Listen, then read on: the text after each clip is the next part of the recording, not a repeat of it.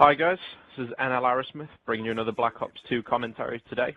Who you're going to actually be watching today is another member of the team, legendary Spuds. Should be changing his gamer tag soon to NL Spuds. Gets off to a bit of a slow start, but the gameplay soon picks up towards the end, so make sure you keep an eye out for that. Plus, this is one of the new maps, Uplink, in case you don't already know. This is a remake of one of the Black Ops maps, one of the more popular maps. Personally, I'm not a huge fan of it. But a lot of people seem to like it. Like I say, not me personally, but hey, each to their own. So what I'm going to be talking about is gaming equipment and whether or not it's really worth the extra money. Now, when I say gaming equipment, obviously what I mean is the things like the scuff controllers, the gaming monitors, the glasses, the squid grips, things like that. If you don't know what any of those are, don't worry, I'll explain them. We'll start off with the scuff controllers. Now, scuff controller, if you don't already know, is a customized, modified controller where there are paddles at the back where if you hold your Xbox controller, your middle fingers meet in the middle. If you've got a wireless one, they meet like right behind the battery pack, like on either side of the battery pack. Now, a scuff controller in those places has paddles built in, which are basically extra buttons that you can program a function on, like jump or to go prone.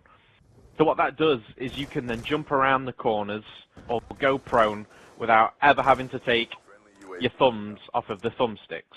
So obviously you can maneuver around the map, jump, drop shot, whilst aiming and still shooting, and never taking your fingers off of those thumbsticks. All the pros use them, and that's pretty much literal. Like, all of the pros use them. So, whether or not it's worth it, now, it completely depends. Like, if you want to go pro, like if you really want to get in the MLG circuit and it means a lot to you, you probably already know what I'm talking about. But if you don't already know what I'm talking about and you want to go pro, a scuff controller definitely helps you up your game. I personally haven't got one, and I've always managed to play without one. It would probably help a lot if I had one. UAV inbound. But they can be a little bit pricey. Obviously, they are a customized controller, so they can cost a bit depending on how you want it. But if you really really feel like you need an extra advantage over your opponents, get the upper hand to go professional, a scuff controller would definitely help. However, don't forget the Xbox One is just around the corner, and if you're going to be one of these guys who's going to get that straight away, then don't stress out trying to get one, because you're not going to be able, you probably won't be able to use them with the Xbox One. Like, I'm pretty much 90% sure that you won't be able to use it with the Xbox One. If they come up with an adapter for it, then maybe, but as of yet, I'm pretty confident you won't be able to use it. That's just because it's missing, obviously it hasn't got the new buttons or the new rumble packs in the triggers or anything like that, so. But if you're going to be sticking with the Xbox 360 for a bit, then you could consider getting one if you can afford it. But if you're like me and you just play a bit of Publix and you just chill out and you're just playing to have a good time, just casually playing, then it might not be, like, it's hard to explain, like, unless you really want it. If it's just something that's like, oh, I've got a spare £80 or a spare £100, I might get a scuff controller. It's probably not worth it then. Like I say, if you're looking to go pro, scuff controller, and you're staying with the Xbox 360, not going to the Xbox One just yet, a scuff controller would definitely be worth it. Now, a gaming monitor, what that is it's like a regular TV. Obviously, you know what a monitor is, the screen that you use to project the poonage so you can see what you're doing. A gaming monitor has a very, very minimal response time. What I mean by that is when your Xbox receives the signals and sends it to the TV, telling it what to put on the screen, a gaming monitor has a really short delay from getting those signals to putting them into the pictures in front of you. Whereas a regular TV, it could take like a few, like, say if it took like 0.3 milliseconds or whatever it is, I'm not sure what it is, like just split seconds, a gaming monitor will do it quicker. So you have just that extra little advantage. It sounds tiny, but when you actually see it in use, and the things that you can actually achieve with it, a gaming monitor definitely does help. But of course, this is something that you can use with the Xbox One as well, when that transition eventually comes. So you will be able to use it, not only with your 360 if you was to get one now, but with the Xbox One as well. So a gaming monitor, if you're going to be a long-time gamer, if you think that gaming is something that you're really passionate about, and you really want to take it seriously, not just now, but with the Xbox One, then I would definitely say get a gaming monitor. Again, I myself don't have one just yet. I'm just playing on a regular TV, but I would love to get a gaming monitor. I just can't afford one right now. But I would like to get one in the future, personally, so I would definitely recommend to anyone who wants to take gaming that extra bit seriously, and you really want another just little bit of an advantage, definitely get a gaming monitor. Only if you can afford it. I'm not saying don't go out of your way to get it. If you can't afford it, don't worry about it. You can probably do just fine on the TV, but a gaming monitor will give you just that extra advantage over people. The next thing is gaming glasses. Now this is one that I personally am not too sure about. Gaming glasses, just regular glasses. Well, I say regular glasses, I'm not too sure on the science behind them. That might be why I'm not completely sold on the idea. But I think what I've heard, the idea is that it stops your eyes from straining when you game for long hours, so you can play for long hours.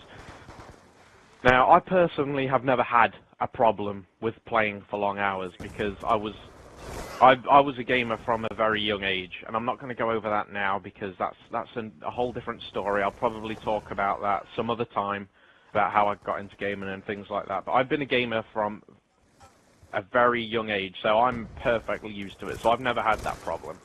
Again, that's why I might not see gaming glasses as worth the purchase, personally. But if you find yourself, when you're playing, your eyes are hurting, that your eyes are straining, but you still want to play a bit more, gaming glasses would probably help you out. You can find them anywhere on the internet. Just type in on Google with the little shopping tab, gaming glasses, they'll come straight up. Do a bit of research on YouTube, look at reviews, things like that. Make sure if you're going to go for it, you pick the best ones. But those are what gaming glasses are. So they're very specific, like only if you have that exact problem. Now, the next thing is Squid Grips. Squid Grips is it's a company. It's not a specific item. Squid Grips are a company, and this is their product. As you can see, by the way, the gameplay is now starting to pick up. There's the VSAT and the Lodestar, utilizing those capture kill points, which is 200 points to kill when sat in an objective, to help get those higher kill streaks. Definitely recommend doing that. That's one thing you should definitely utilize, because 200 points towards your score streaks is huge, especially if you can pick up kills like that and you just get like 3 or 4 kills. That's 800 points. You're like halfway to your top kill streaks already. So Squid Grips give you a bit of extra grip. I'm pretty sure they make it so your hands don't sweat as much as well. I think that might be another one of the big selling points, but it gives you a bit of extra grip on your controller. It makes it a lot easier, a lot more comfortable to hold the controller. So if you find yourself, I personally have this huge problem where when I'm playing, it's going to sound a bit gross, and I apologize, but my hands personally, I start really sweating. I don't know what it is. It's not profuse or anything like that, but it's pretty bad. It's pretty irritating. It feels pretty gross, and you know, it's difficult to play when you're that uncomfortable. So Squid Grips is something I'd definitely look into. I don't think they're that expensive either. I think they're reasonably cheap. Not like just a few pounds. They're not like free, fortunately. But I think they're worth a purchase if you have the same problem as me. The next thing is these energies that just help you stay up for like hours. Now this is totally dependent. I wouldn't recommend using it if you're like really young, like if you're like 12 years old. Don't just get pumped up on energy drinks to play. Like that is probably not the greatest idea. As you can see, there's the second swarm coming in now. It's a bit of a knife fight is a bit of a depressing way for that streak to end there, but all good things must come to an end. But yeah, these gaming drinks, I wouldn't recommend them if you're young, but if you're old and you want to play for a good few hours on end, then maybe that's something you could look into. But make sure you do the research and it's okay for you to do first. So that's some gaming equipment gone over, and whether or not I think it's worth a purchase. Let me know what you think in the comments below. Make sure you follow us on Twitter and check out the website. They'll both be in the description below. Keep on coming back, guys, and enjoy your Call of Duty.